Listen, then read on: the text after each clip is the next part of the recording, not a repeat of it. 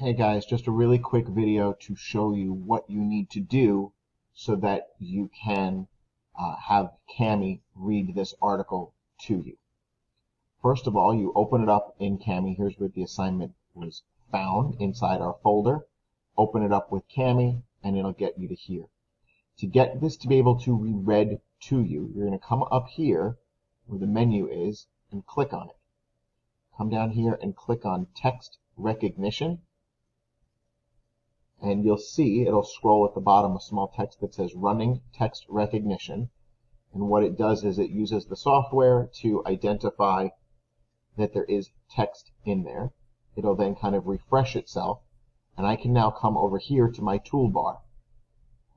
The third one down says read aloud, and if I click on it, I can click anywhere I want, and it will start to read the article to me. Services are classified. I can stop wherever I want.